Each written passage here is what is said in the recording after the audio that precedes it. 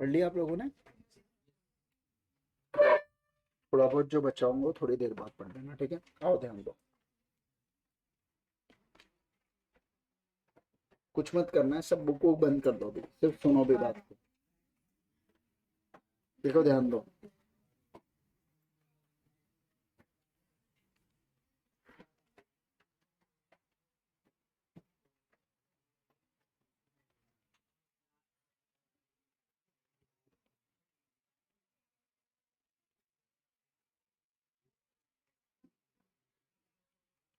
आखिरी 30 दिन आपके एग्जाम के बचे हुए हैं अभी, ठीक है? सभी लोग ध्यान देना, 30 डेज है आपके पास एग्जाम में फोड़ने के लिए, एग्जाम में क्रैक होने के लिए या खुद क्रैक कर जाने के लिए, जो भी है ना? तो 30 दिन है आपके पास, जितना मेहनत डालना है डाल लीजिएगा, ठीक है? अब इसके अंदर बहुत सारे बच्चे पूछते हैं कि सर कितने आवर्स पढ़ाई करना चाहिए, तो आपसे जितना हो सके उतना पढ़ाई आपने करना चाहिए। आपको 16 घंटे में कुछ नहीं हो रहा है पढ़ो, आपको 10 घंटे में कुछ नहीं हो रहा है 10 घंटे में करो, आपको 7 घंटे हो रहे हैं पढ़ के, जितना आप स्ट्रेच कर सकते हैं खुद को उतना कीजिए, लेकिन अब आपको अपना बेस्ट देना है। अब आप ये नहीं बोल सकते मेरे को नींद भी होना पूरी है, मेरे को ऐसा भी होना है, पास भी रिजल्ट होना, तो ये सब थोड़ा ज्यादा हो जाता है। अब अभी अभी अभी ना वो का अभी वो समय आ चुका है जहाँ पे आपको अपना बेस्ट देना है। एक एक दिन एक एक मिनट बहुत ज्यादा कीमती होने वाला है आपका आखिरी 30 दिन में। समझिए अब बात को, अगर आप 30 दिन में अपना अच्छा 100% एफर्ट्स देते हैं ना बेटा, तो ऐसे इसमें क्या हो जाता है, आपका पास होना गारंटी है, तय है आपका पास होना। आप सोच के देखो, 30 दिन के बाद आपके पेपर अच्छे गए और रिजल्ट पास आ गया, अपना इतने दिनों से मेहनत करना सक्सेसफुल हो जाता है, ठीक है? अदरवाइज उल्टा भी सोच के देखो कि अभी आप 30 दिन मान लो मेहनत वेहनत नहीं किए, फिर उसके बाद रिजल्ट अगर नेगेटिव आता है अपना, तो फिर से पूरा वही बुक से पढ़ो, फिर से वो सब सारी चीजें करो, फिर से वो लूप चालू करना, आप खुद सोच के देखिए बहुत दुखदाई है वो।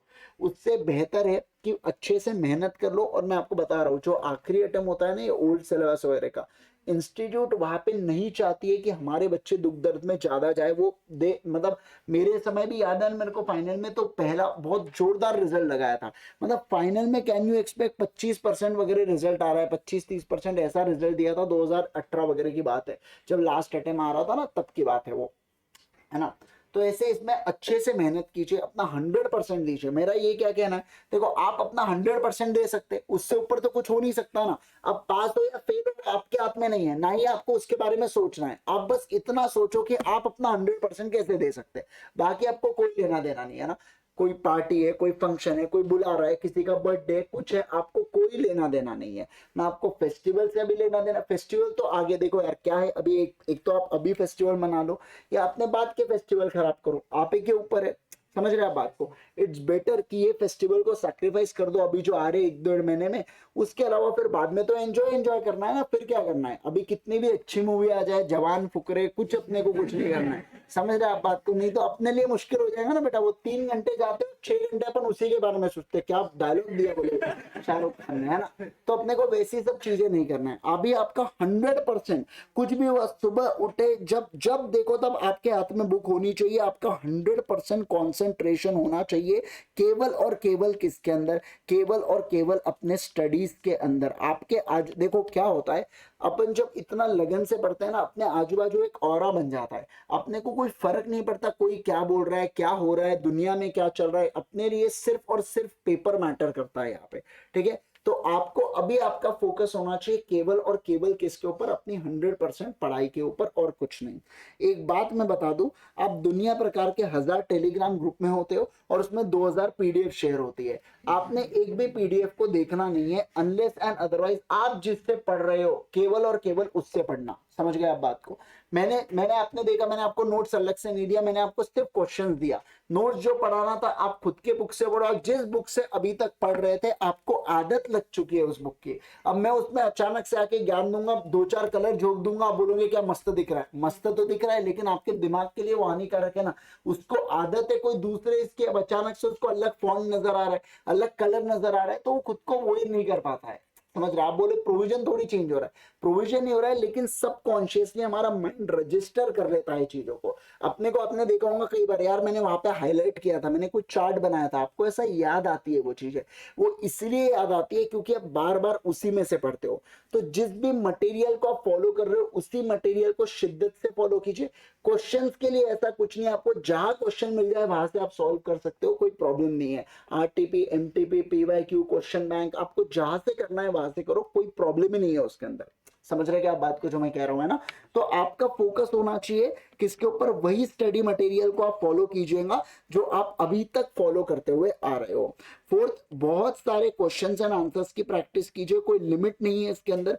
जो भी सब्जेक्ट के अंदर आपको डर लगता है, मान लो बच्चों को टैक्स से थोड़ा सा खौफ होता है ना, ग्रुप 1 में, ग्रुप 2 में तो ऑडिट भी है ये, इसमें वो ग्रुप 1 में, ग्रुप 2 में एक दूसरे का सपोर्ट देने के लिए बहुत सारे सब्जेक्ट है, लेकिन ग्रुप 1 में टैक्स बेचारा अकेला पढ़ रहा है खौफ देने। तो समझो आप बात को, आपको अगर कोई सब्जेक्ट से डर है ना, अब आप ये नहीं बोल सकते मेरे को ऑटो में डर है, ये ज्यादा हो जाएगा। आपको डर एक दो में ही होना चाहिए, बाकी ऑटो में हल्का फुल्का ठीक है, दिक्कत हो रही है ऐसा बोल सकते हैं। अब क्या है, आपको जो डर है जिस सब्जेक्ट में, उसके लिए एक टाइम स्लॉट डिसाइड कर लो। मान लो टैक्स में आपको डर लगा है, रात को 8 से 10 सिर्फ टैक्स पढ़ना है आपको, एग्जाम के दिन तक कुछ नहीं, सिर्फ वो 2 घंटे टैक्स को देंगे आप।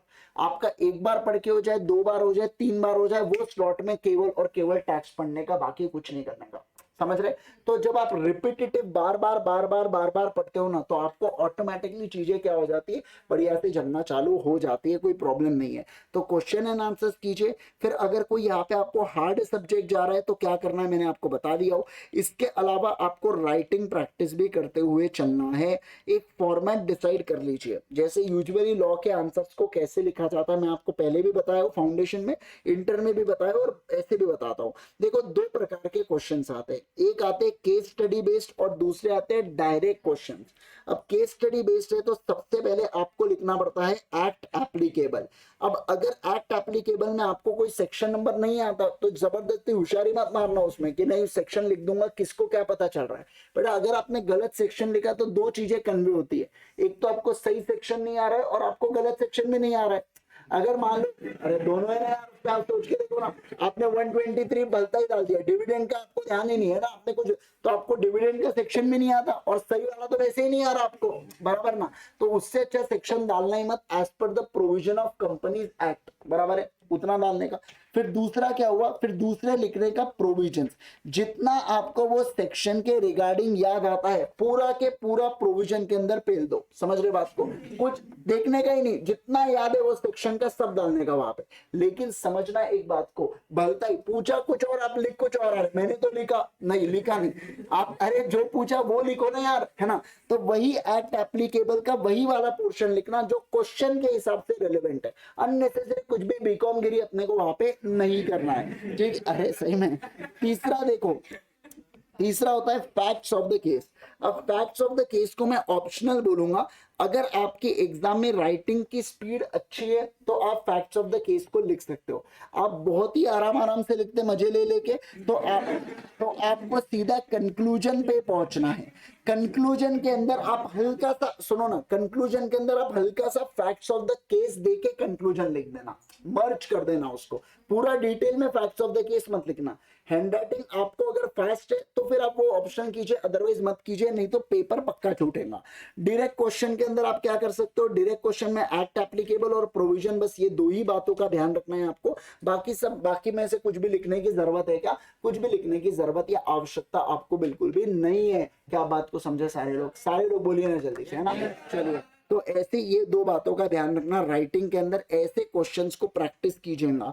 होप तो आप एमटीपी दे रहे हो, या मैं नहीं जानता नहीं दे रहे हो तो दीजिएगा, कम से कम आपने 2 क्वेश्चन पेपर को देना है। एंड व्हाट्स बेटर कि अगर आप एमटीपी जाके ही दो तो ज्यादा बेटर हो जाता है ना? क्योंकि क्या होता है, देखो जब आप एमटीपी दोगे ना तो आपको एक एग्जामिनेशन कंडीशन, वो माहौल मिलता है आपको कि जिसके अंदर आपको पेपर एक्चुअल में बैठ के देना है। तो ये एक प्रकार से बहुत अच्छी बात है कि इंस्टीट्यूट अपने लिए एमटीपी ले रहा है, वो माहौल देखने मिल रहा है। जैसे देखो यार, एक होता है ना, आप टीचर को स्क्रीन पे देखते हैं और फिर उसके बाद आमने सामने देखते हैं, वो एक अलग माहौल होता है। उसी प्रकार से वैसा भी अलग। देखो क्या है, अगर आपने एमटीपी नहीं दिया ना तो आपका मेन पेपर एमटीपी बन जाएगा आपके लिए, वो आपके लिए मॉक टेस्ट बन के रह जाएगा। समझ रहे हैं आप बात को? तो जो सीख आपको पहले आनी चाहिए वो आपको अटेम्प्ट दे के आएंगी, फिर क्या फायदा रहेगा, है ना? तो मेरे को क्या कहना है कि आप उससे बेहतर एक तो घर पे दो एमटीपीज दो बैठ के, या एक जाके दो एक घर पे दो। समझ रहे बात को? एक जाके दो एक घर पे दो, अगर फैसिलिटी है अपने शहर में तो। हाँ, अपन गांव वगैरह मेरे नहीं है फैसिलिटी तो ऑप्शन ही नहीं है। जब ऑप्शन है तो फिर क्यों टेंशन लेना है, फिर तो जाके एमटीपी दो ना यार, ऐसा मेरा कहना है। ठीक है, तो 2 क्वेश्चन पेपर को दीजिएगा। अब आप टेस्ट सीरीज, अगर आप और आपके पिताजी के पास बहुत सारा पैसा है तो आप पेड वाली लगाओ टेस्ट सीरीज, कोई प्रॉब्लम नहीं है उसके अंदर। नहीं तो एमटीसीपी से भी काम बन जाता है, क्योंकि आपका यहाँ पे काम क्या है, सिर्फ और सिर्फ मेरा वो 2 घंटे में कैसे माइंडसेट है उसको जानना आपका काम है, मेन पर्पस ऑफ टेस्टिंग। समझ रहे आप बात को? बाकी आप कितने भी पेपर लिख दो फर्क पड़ता है उससे, पर कितने भी लिख दो अल्टीमेटली चेक होके आ भी गए। अब गलतियां वही रिपीट करोगे तो फायदा क्या है? सीखने वाला 2 पेपर में भी सीखता है, सीखने वाला 10 पेपर में भी नहीं सीखता।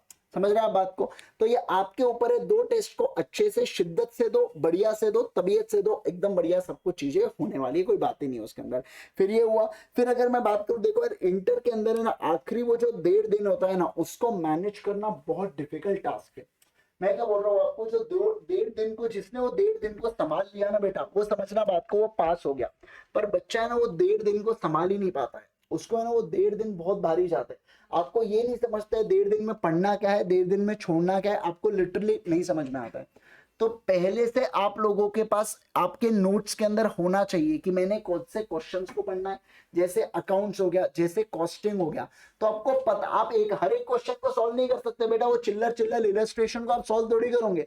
आपको वही क्वेश्चन को सॉल्व करना है जो आपको पता है कि एक्स्ट्रा ज्ञान या अपनी प्रैक्टिस होंगी कंसेप्ट से रिलेटेड। तो पहले से मार्क करके रखो कि कौन से अकाउंट्स के क्वेश्चन मेरे को सॉल्व करना है, कौन से मतलब जो भी आरटीपी एमटीपी मेरे को रेफर करना है। जब तक ये पहले से मार्क नहीं होंगे, आपके एग्जाम के एक दिन पहले है ना बहुत परेशानी हो जाएंगी। एक और बात मैं आपको बताता हूं कि यहाँ पे क्या है समझना, यहाँ पे ऐसा होता है पेपर में अक्सर। मान लो आपका लॉ का पेपर खराब आता है ना, आप घर पे आके वो पेपर को चेक करते कितने मेरे बन रहे हैं, आप इवेल्युएटर बन जाते हो उसमें। समझ रहे? आप बोल रहे यार इसमें 2 मार्क तो मैं डिजर्व करता हूँ, उसमें 3 मार्क। आपको पता ही नहीं है सही क्या है गलत क्या है। यू हो सकता है आपने जिसको 2 दिया उसमें 0 मिले, जिसमें आप 1 पकड़ रहे थे उसमें 4 मिल जाए, कुछ भी हो सकता है। 4 तो नहीं मिलेंगे, पर 3 मतलब अपन पेपर देते ना तो नहीं मिलेंगे, बट फिर भी तो ऐसे इसमें हो सकता है ना कि यू में डिफर, आपको पता नहीं सही आंसर क्या है, तो आपको अननेसेसरी उसके अंदर जाना नहीं है। आप समझिए बात को, क्या बोल रहा हूं मैं, आपको अननेसेसरी उसके अंदर जाना है क्या? नहीं सर, उसके अंदर अपने को नहीं जाना है, इस बात का ध्यान रखना। अपना काम है केवल और केवल पेपर दे के आ गए तो बस उसके आगे अपने को और कुछ करना है क्या? कुछ भी करने की आवश्यकता नहीं है, इस बात का ध्यान रखना। पेपर आ गए, अगले पेपर की तैयारी करो। मैं जानता हूं माइंडसेट बहुत डिस्टर्बिंग होता है, पर आप मान लो 5 बजे आपका पेपर होता है, 5:30 6 बजे तक घर पे पहुंचे, 1 घंटे का रेस्ट करने का, बढ़िया घर आओ, नाश्ता वाश्ता करो और सो जाओ थोड़ी देर के लिए। 7 बजे फिर मेहनत करना चालू करो अगले पेपर के लिए। 7 से 11-12 तक पढ़ने का, सो जाने का, सुबह 6 साढ़े 6 तक नॉर्मल जैसे पढ़ना है वैसे। हो मेरा पेपर है मैं 4 बजे उठ जाऊंगा, रात भर पढ़ रहे, ऐसा कुछ हरकतें मत करना, मैं पहले ही बोल रहा हूं। नॉर्मल जैसा आप पढ़ते हो वैसा, बॉडी को बता क्यों रहे हो कि कुछ तो भी भारी हो रहा है करके, मत बताओ ना उसको। नॉर्मल जैसा चल रहा है वैसे, आप जैसा पढ़ रहे थे, अब बस वो पढ़ाई जो आपने की उसका पेपर आप दे रहे हो, और थोड़ी कुछ कर रहे हो ना, पढ़ाई तो उसी की कर रहे थे अपन। तो बॉडी को रिएक्ट मत करने दो। आप सुबह जिस दिन पेपर होता है सुबह 3 बजे उठ जाते, 4 बजे उठ जाते, अगर आदत है तो उठो ना। अगर आपके बॉडी को आदत ही नहीं है, आप 4 बजे उठ रहे, 2 बजे वो नींद नहीं आएंगे क्या उसको, वहां पे क्या दिमाग चलेगा आपका पेपर में? तो नॉर्मल 8 बजे उठते हो, 8 बजे उठो, रात में 11-12 1 बजे तक पढ़ रहे हो, 1 बजे तक पढ़ो। अननेसेसरी किसी और ने ज्ञान बांटा एआईआर ने कि सुबह 4 बजे उठने से एआईआर आता है, तो इसका मतलब ये नहीं कि 4 बजे उठने से ही आता है एआईआर, एआईआर पढ़ने से आता है। समझ रहे हैं आप बात को? तो माइंड को जितना काम रखोगे और जितना पढ़ाई अच्छे से करोगे उतना ज्यादा बेहतर है। और ज्यादा लोड तो वैसे भी नहीं लेने का, समझो। अगर आप अननेसेसरी बहुत प्रेशर लोगे ना तो अपनी पढ़ाई खराब होती है। आपने देखना कभी जब आप बहुत ज्यादा सोचते हो किसी बारे में तो आपका मन नहीं लगता पढ़ाई में, है ना? अगर बैक ऑफ द माइंड बहुत थिंकिंग करते रहोगे, और जितना कूल एंड काम रहोगे, जितना अपन टेंशन नहीं लेंगे चीजों का, उतने अच्छे से अपनी पढ़ाई होती है। तो जितना रिलैक्स हो सके उतना रिलैक्स रखो, बॉडी को जितनी नींद की आवश्यकता है उतनी नींद लो, और खाना थोड़ा कम खाओ। आप ऐसे खाते जैसा कल है ही नहीं अपना, मतलब 4-5 रोटी भी आंदे, चावल भी आंदे, उसका मिठाई भी आंदे, तो ऐसा नहीं ना, समझो आप बात को। आपको अगर खाना है उतना ही खाओ ना जितने बॉडी को रिक्वायरमेंट है, समझ रहे हो आप बात को। फिर बोल रहे अरे मम्मी मैं मोटा ही क्यों रहा क्या मोटा नहीं होगा, इतना आके बैठ के अगर पढ़ाई कर रहे हो तो फिर तो होना ही चाहिए यार। आप समझो बात, बहुत नेचुरल है वो चीज है, समझिए बात को। पढ़ाई के अंदर फिर किसी को पिंपल्स आते, कुछ बहुत नेचुरल है वो चीज है, मैं आपको जेन्युइन नहीं बोल रहा हूँ, ये सब होने वाला है। एक बार एग्जाम हो जाए उसका जो बॉडी केयर करना है कर डालना, लेकिन एग्जाम तक कुछ नहीं, सिर्फ पढ़ाई, समझ रहे हैं आप बात को। लेकिन इसका ये भी मतलब नहीं कि लड़के दाढ़ी वाड़ी बढ़ा लिए बस बोले कुछ नहीं बचा है जीवन में, वैसा नहीं। उतना बॉडी हाइजीन आपको रखना है। देखो क्या है, अपन अगर अपने आजू बाजू अपन अच्छे रहते हैं, आजू बाजू एनवायरमेंट अच्छा रहता है ना, तो अपना पढ़ाई में भी मन लगता है। देखो अगर मान लीजिए मैं जिस टेबल पे पढ़ रहा हूँ वहां पे ये तक भी जमा कर रख लिया मैंने किताबों की, कितना टेंशन आएगा मेरे को उसको देख के। उससे अच्छा जितना आप पढ़ना चाहते हो उतना ही यहाँ पे किताब रखो ना, बाकी किताब बाजू में रखो जहां पे आपको विजिबल नहीं हो रही है, वो जब जरूरत होगी वो किताब को उठा के रख लीजिएगा पढ़ने के लिए, बराबर है ना यार। तो ऐसे इसमें आपको क्या करना है, वो बेसिक बेसिक चीजों का आपको ध्यान रखते हुए चलना है। एक बहुत छोटी सी चीज है, उसी पेन का इस्तेमाल करो जिससे आप फाइनल में पेपर देने वाले हो। अभी आप भलता लिखते हो, वहां पे आप ट्राइमैक्स लेके जा रहे हो और फाउंटेन पेन लेके जा रहे हो, कहाँ आपका हाथ चलने वाला है। आपको आदत है वो 3 रुपए के वाहियत पेन की जिससे आप प्रैक्टिस कर रहे हैं। कम से कम 5 रुपए, इतनी भी चिंदीगिरी मत करो। 5 रुपए वाला जिसपे वो रबर आता है ना, वो अब देखो अब मत करना चेंज। अब अगर आप 3 रुपए से लिख रहे हो तो लिख लो, लेकिन वो 5 वाला अगर आप रबर वाला पेन यूज करते हो उससे ग्रिप अच्छी बनती है, बस इसलिए बोल रहा हूँ मैं। ऐसा कुछ नहीं है चलने वलने में, ज्यादा क्या 3 रुपए वाला लीक हो जाता है कभी कभार, वो पेपर खराब होता है और कुछ नहीं, पेंटिंग ही लगती है ना, और थोड़ी कुछ होता है नहीं होता है, ऐसा मजाक कर रहा हूँ। तो यहाँ पे आपको ध्यान रखना है ये बेसिक चीजों का, कि जो पेन से आप अभी लिख रहे हो वो आपके पास हो। फिर एग्जाम में जब आप जाते हो ना तो यूज्ड पेन को लेके जाने का कभी भी। उसमें क्या, अब अगर आप न्यू पेन, आप नया नया पेन निकालते कोरा कोरा उसको चला रहे, वो स्पीड कैसे पकड़ेगा। अरे जिससे आपने प्रैक्टिस किया वो निप ऐसे घिस जाती है ना, तो उससे हैंड ऑटोमेटिक बढ़िया से मूव होता है। तो ये सब बेसिक बातें जो आपको ध्यान रखना है, और ये आपको ध्यान रखना ही है। इसके लिए कोई ऑप्शन नहीं है कि कैसे करेंगे हम, क्या करेंगे करके, कोई ऑप्शन नहीं है इसके अंदर, समझ रहे हो आप बात को। तो आपको अच्छे से करना है, बढ़िया से करना है, अपना 100% दीजिए आने वाले दिनों के अंदर। आने वाले 30 दिन के अंदर अपना 100% दीजिए। लाइक लिटरली आपको कुछ पता नहीं चलना चाहिए आजू बाजू में क्या हो रहा है क्या नहीं हो रहा है करके।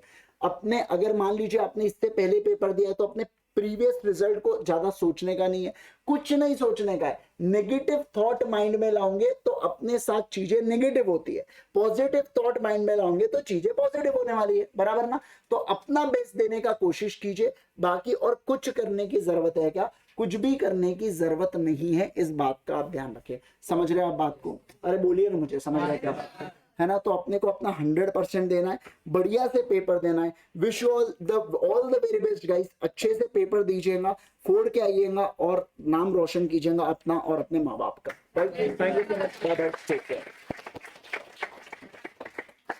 चलो होप सो आपको मैराथन मजा